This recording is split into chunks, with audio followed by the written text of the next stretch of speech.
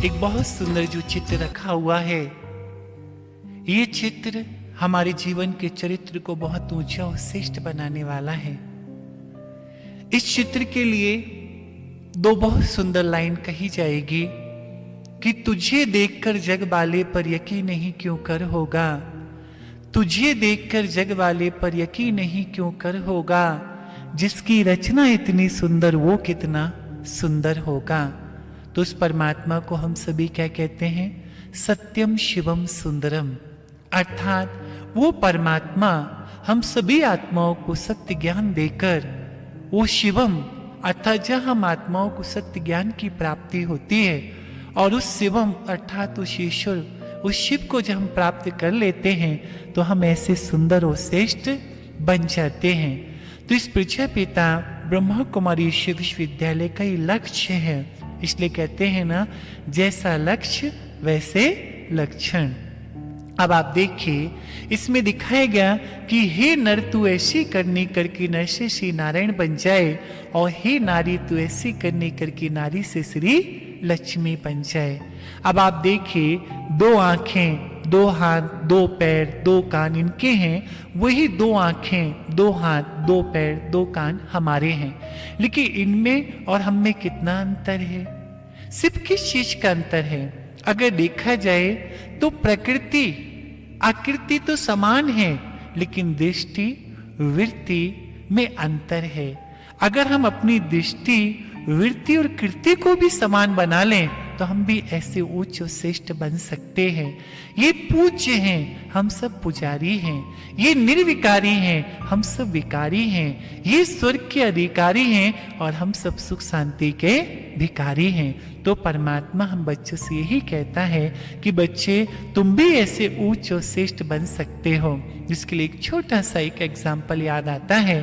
बताते हैं कि एक बार एक बच्चा अपने स्कूल में बैठा हुआ था, और जब वो स्कूल में बैठा हुआ था तो साइड में उसकी लाइब्रेरी में कुछ चित्र टंगे हुए थे। तो वहां पर बहुत सुंदर सुंदर चित्र थे। उन चित्रों में उस बच्चे ने जब देखा तो उसने टीचर से कहा कि सर अगर मुझे डॉक्टर बनना है तो सर ने कहा बेटा डॉक्टर की पढ़ाई पढ़ो तो डॉक्टर बन जाओगे। बोला सर मुझे अगर इंजीनियर बनना है तो, बोला इंजीनियर की पढ़ाई पढ़ो तो इंजीनियर बन जाओगे। बोला सर मुझे बैरिस्टर बनना है तो सर ने कहा बेटा बैरिस्टर की पढ़ाई पढ़ोगे तो बैरिस्टर बन जाओगे। उसी के बाजू में एक बहुत सुंदर देवता का चित्र लगा हुआ था। बच्चे ने कहा कि सर मुझे अगर ऐसा बनना है तो सर के पास कोई जवाब नहीं था। तो उस बच्चे ने टीचर से कहा कि सर इतने बड़े संसार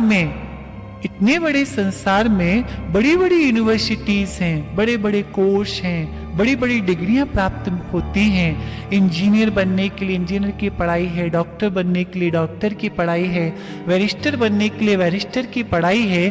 तो क्या इतने बड़े संसार में ऐसी कोई यूनिवर्सिटी, ऐसा कोई स्कूल, ऐसी कोई किताब नहीं है जिससे हम इस पद को ऐसे देवता बन सकें? तो सर तो देखते हुए रह गए, वो उसको जवाब नहीं दे पाए। तो प्यारे भाइयों और बहनों, पृथ्वी पिता ब्रह्मा कुमारी ईश्वर विश्वविद्यालय में वो पढ़ाई पढ़ाई जाती है जिस पढ़ाई को पढ़ने के बाद हम श्री नर से नारायण और नारी से लक्ष्मी जैसा बन सकते हैं। तो जो इनका राज था आप सभी जानते हैं। हम लोग दुनिया में गाते हैं ना, धर्म की जय हो, अधर्म का विनाश हो, प्राणियों में सद्भावना हो और विश्व का कल्याण हो। सभी कहते हैं ना, धर्म की जय हो, अधर्म का विनाश हो, प्राणियों में सद्भावना हो और विश्व का कल्याण हो।